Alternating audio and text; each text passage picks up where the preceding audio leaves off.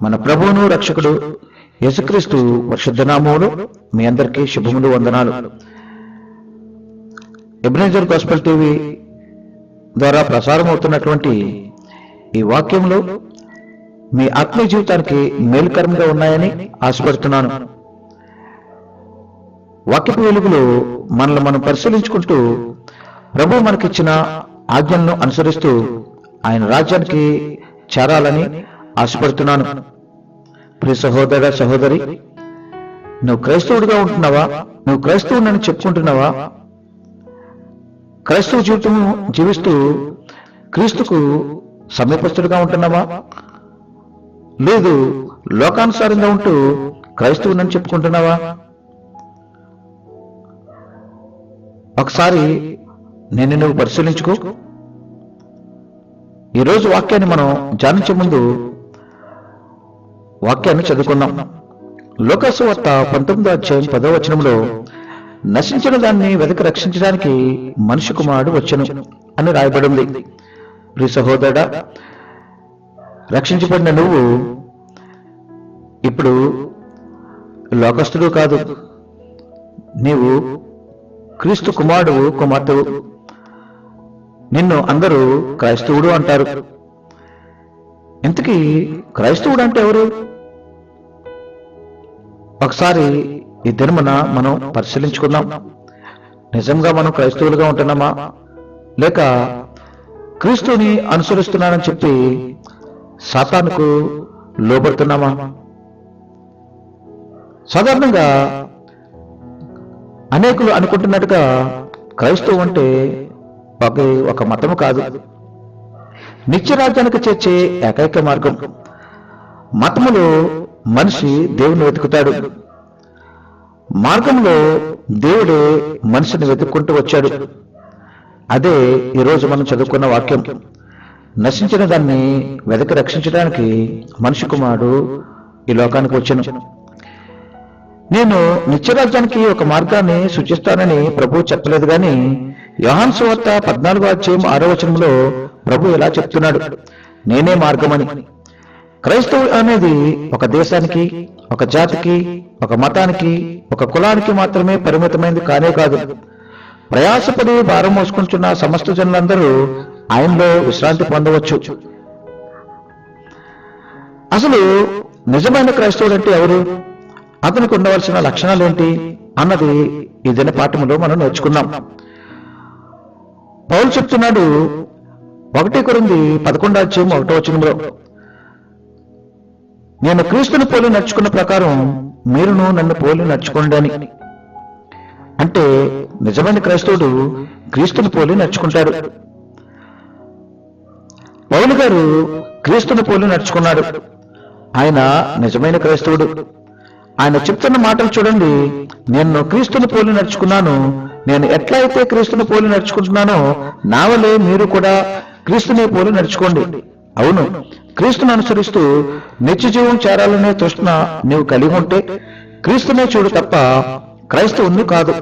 ఎందుకంటే క్రైస్తవుడు రాత్రికి రాత్రే క్రీస్తు యొక్క సమరూపంలోనికి మారలేడు. తాను దినదినము సరిచేసుకుంటూ క్రీస్తు పోలికలోనికి మారడానికి చాలా కాలం పడుతుంది. అందుచేత నీవు అనుకున్నట్టు క్రైస్తవుని చూస్తే అతనిలో చాలా లోపాలుండొచ్చు, అతను ఇంకా పరిపూర్ణతలోనికి రాకపోవచ్చు.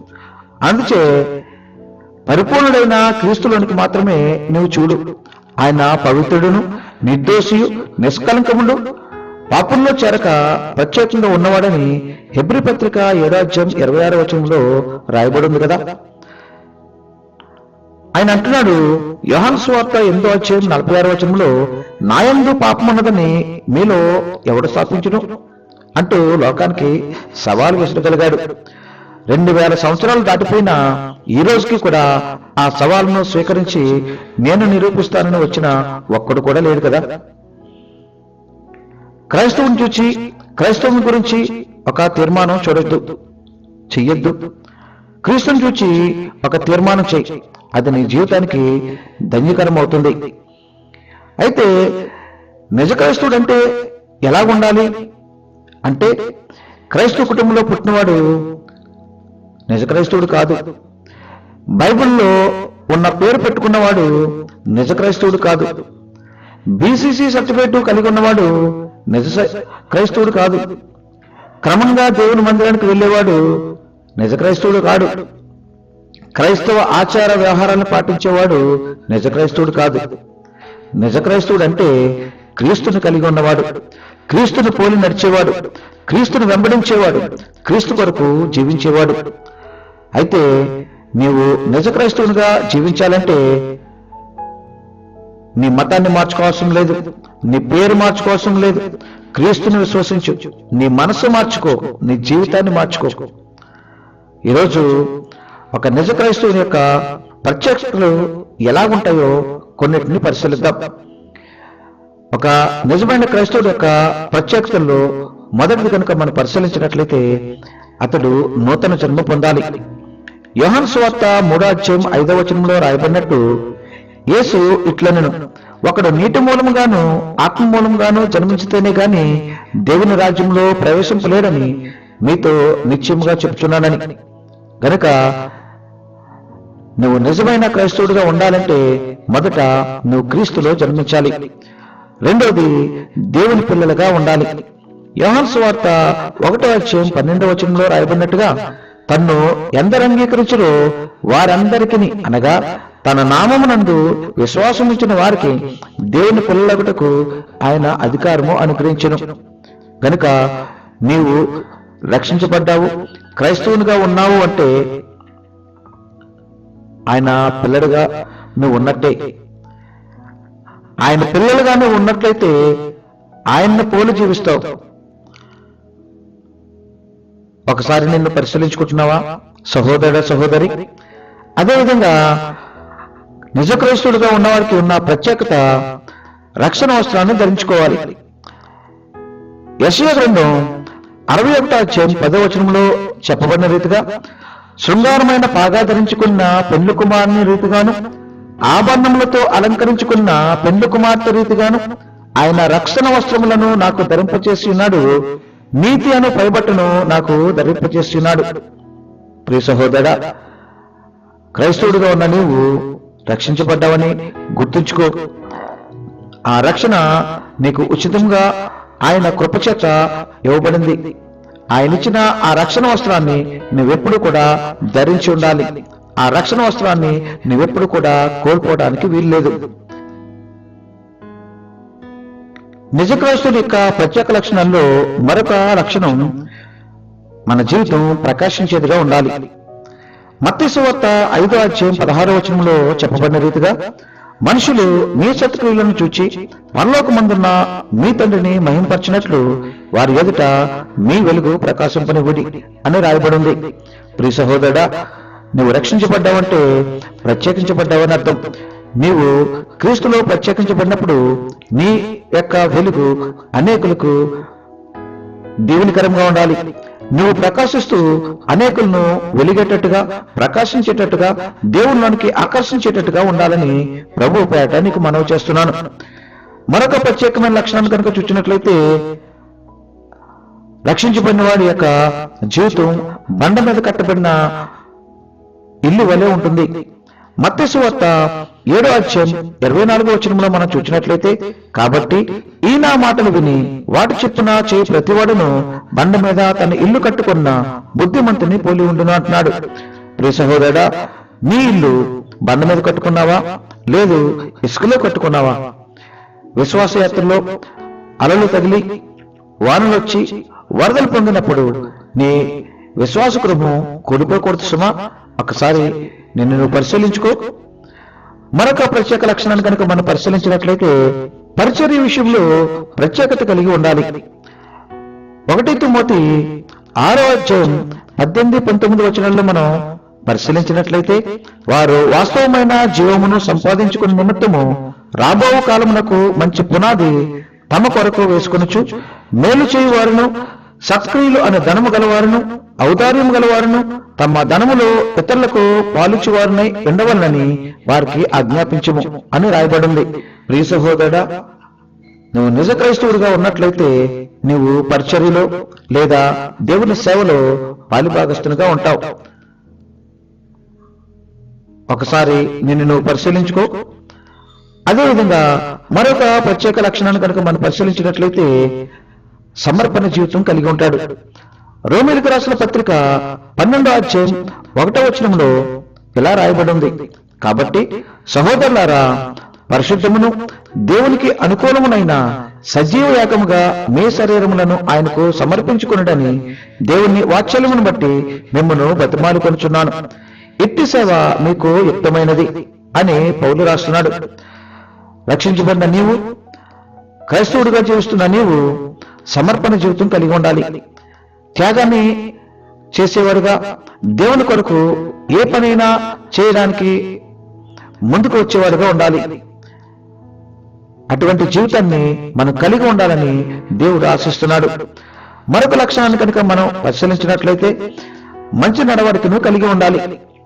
కొలస్సీలకు రాసిన పత్రిక 2వ అధ్యాయం 6-7 వచనాల్లో కనుక మనం పరిశీలించినట్లయితే, కావున మీరు ప్రభువైన యేసుక్రీస్తును అంగీకరించిన విధముగా ఆయన యందు వేరుపాడిన వారే ఇంటి వల్లే కట్టబడుచు, మీరు నేర్చుకున్న ప్రకారముగా విశ్వాసమందు స్థిరపరచబడుచు, కృతజ్ఞతాస్తుతులు చెల్లించుట యందు విస్తరించుచు ఆయన యందుండి నడుచుకునుడి అని పౌలు కొలస్సీ సంఘానికి చెప్తున్నాడు. రక్షించబడ్డాను, క్రైస్తవుణ్ణి అని చెప్పుకుంటున్న నీ యొక్క నడవడికను అనేకులు గమనిస్తున్నారని పరిశీలించుకో. ఎందుకంటే నీవు చేసే క్రియలు దేవునికి అవమానకరంగాను, దేవుణ్ణి అవమానపరిచేదిగాను ఉండకూడదు సుమా. ప్రియ సహోదరుడా, నీ క్రియలు ఏ విధంగా ఉన్నాయి, నీ నడవడిక ఎలాగుంది, నీవు పనిచేస్తున్న చోట, నువ్వు చదువుకుంటున్న చోట ఎటువంటి సాక్ష్యాన్ని కలిగి ఉన్నావు, నీ నడవడికను గురించి నీ స్నేహితులు, నీ బంధువులు, నీ మిత్రులు చెడ్డగా చెప్పుకుంటున్నారా? నీ నడవడిక సరిగ్గా లేకపోతే నీ దేవునికి అది అవమానం కదా. ఒక్కసారి నువ్వు పరిశీలించుకుని నీ నడవడికను మార్చుకోవడానికి ప్రయత్నం చేయి. అదేవిధంగా మరొక లక్షణాన్ని కనుక మనం పరిశీలించినట్లయితే మంచి పోరాటము పోరాడాలి.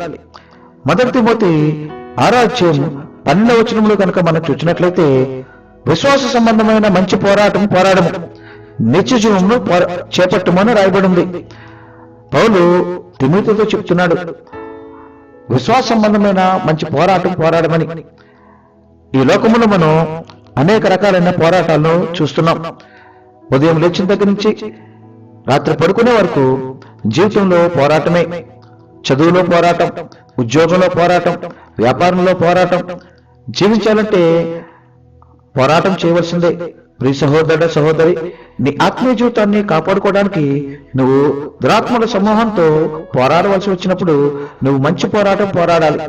ఈ లోకంలో నీవు నిజ క్రైస్తవుడిగా జీవించాలి అంటే, నిత్య జీవాన్ని చేపట్టాలి అంటే నువ్వు తప్పకుండా మంచి పోరాటం పోరాడాలి. అదేవిధంగా మరొకమైన ప్రత్యేకమైన లక్షణం ఏంటంటే మంచి పరుగు పెట్టాలి. హెబ్రీయులకు రాసిన పత్రిక 12వ అధ్యాయం 2వ వచనంలో ఈ విధంగా రాయబడింది, ప్రతి భారమును సులువుగా చిక్కులు పెట్టు పాపమును విడిచిపెట్టి విశ్వాసమునకు కర్తయు దానిని కొనసాగించేవాడినైనా యేసు వైపు చూచుచు మన ఎదుట ఉంచబడిన పందెములో ఓపికతో పరిగెత్తదము అని రాయబడింది. సహోదరా, కష్టాల్లో అలసిపోతున్నావా? శ్రమల్లో ఓర్పు నశించిపోయి ఆత్మీయ ప్రయాణంలో సన్నగిల్లిపోతున్నావా? ఆత్మీయ జీవితం చల్లబడిపోతుందా? ఒకసారి పరిశీలించుకో. క్రైస్తవుడిగా ఉంటే క్రీస్తుతో పాటు నువ్వు వాటన్నిటిని సహించేవాడిగా ఉండాలి. మంచి పరుగు పరిగెట్టాలి. నీ పోరాటాన్ని తుది వరకు, నీ పరుగును తుది వరకు ఆయనతో కలిపి పరిగెట్టేవాడిగా ఉండాలని ప్రభు పేరట నీకు మనవి చేస్తున్నాను.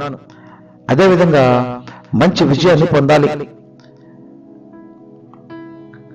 1 యోహాను 5వ అధ్యాయం 4వ వచనంలో, దేవుని మూలంగా పుట్టిన వారందరూ లోకమును జయించరి, లోకమును జయించిన విజయము మన విశ్వాసమే. అవును ప్రియ సహోదర, సహోదరి, క్రీస్తులో నువ్వు జన్మించావంటే, ఆయనలో నూతన సృష్టిగా నువ్వు ఉన్నావంటే నువ్వు విజయం సాధించాలి. ఎందుకంటే మన ప్రభు ఈ లోకాన్ని జయించాడు, నేత్రాసును జయించాడు, శరీరాశను జయించాడు, పాపాన్ని జయించిన దేవుడు, సాతాన్ని జయించిన దేవుడు. కనుక మనము కూడా ఈ విశ్వాస యాత్రలో విజయాన్ని సాధించాలి. మంచి విజయం పొందాలంటే మనం వాక్యానుసారంగా మనల్ని మనం పరిశీలించుకుంటూ, వాక్య వెలుగులో మనల్ని చక్కదిద్దుకుంటూ మనం ముందుకు వెళ్ళాలి. అదేవిధంగా మరొక ప్రత్యేకమైన లక్షణం ఏంటంటే నిత్య జీవాన్ని పొందాలి. యోహాను సువార్త 17వ అధ్యాయం 3వ వచనంలో చెప్పబడినట్టు, అద్వితీయ సత్యదేవుడైన నిన్నును నీవు పంపిన యేసుక్రీస్తును ఎరుగుటే నిత్య జీవం. క్రైస్తవుని అని నువ్వు చెప్పుకుంటూ నీలో క్రీస్తు యొక్క క్రియలు లేకపోతే నువ్వు క్రైస్తవుడు కాదు. క్రీస్తు నన్ను నిత్య జీవంలోకి నడిపించడానికే ఆయన ఈ లోకానికి వచ్చాడు. నశించిపోయిన దాన్ని వెతక రక్షించడానికి ఈ లోకానికి వచ్చాడు. కనుక ప్రియ సహోదరుడా, సహోదరి, నీవు ఆయన్ని ఎరగాలి. ఆయన్ని ఎరిగావంటే నువ్వు నిత్య జీవాన్ని పొందాలి. ఆయన్ని ఎరిగి ఉన్నామని చెప్పి నిత్య జీవంలోకి ప్రవేశించలేదంటే నువ్వు ఆయన్ను అబద్ధికునిగా చేసావని ఒకసారి గుర్తుపెట్టుకో. ప్రియ సహోదరుడా, క్రైస్తవం మీద ఏవో అపోహలు పెట్టుకుని క్రీస్తు ప్రేమను తృణీకరించి నిత్య జీవాన్ని కాలదన్నద్దు. అది అత్యంత భయంకరం. నీ జీవితాన్ని ప్రభువుకు సమర్పించి నిత్య జీవాన్ని స్వతంత్రించుకో. అట్టి కృపా ధన్యత ప్రభు మనకు అనుగ్రహించును గాక. ఆమేన్. ప్రార్థన చేసుకుందాం.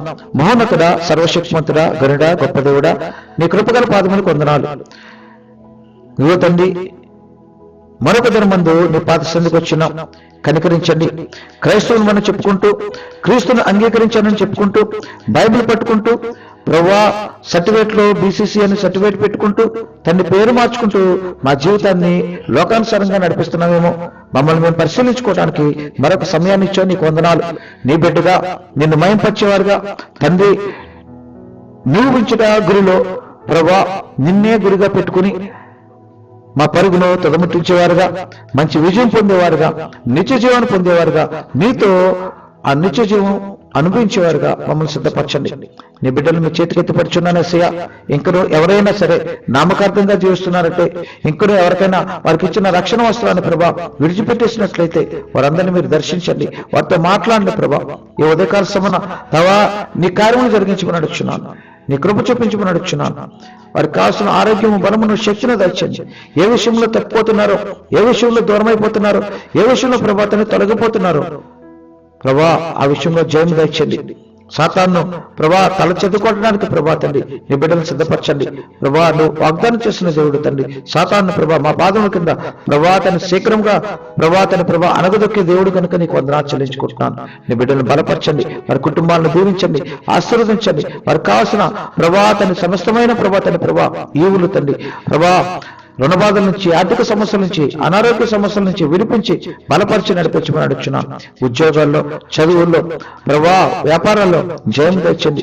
గర్భఫలం కొరకు ఎదురు చూస్తున్న బిడ్డలను, వివాహాల కొరకు ఎదురు చూస్తున్న బిడ్డలను మీరు జ్ఞాపకం చేసుకుని దర్శించి బలపరచండి. తగిన కాలమందు ప్రభా నీ బిడ్డలకు కావాల్సిన ప్రభా తన సమస్తమును అనుగ్రహించి మహిమ పొందమని ఇదిగో తండ్రి నూతన సంవత్సరమైన దయకట్యం పొందిన బిడ్డలను దీవించి ఆశీర్వదించి బలపరచండి. సంవత్సరాలు మొదలుకొని సంవత్సరాంత వరకు నీ బిడ్డలను నీ కృపలో భద్రపరిచి నడిపించి మహిమాగంత ప్రభావాలు పొందమని తండ్రి ఈ ధనదేవులతో నింపమని యేసునామమున నడుచున్నాం తండ్రి. ఆమేన్. తండ్రి అయిన దేవుడి ప్రేమయు, కుమారుడైన యేసుక్రీస్తు కృపయు, పరిశుద్ధాత్మ అన్యోన్య సంహాసం మీ అందరికీ ఈ దినమంతయు తోడైంది నడిపించును గాక. ఆమేన్.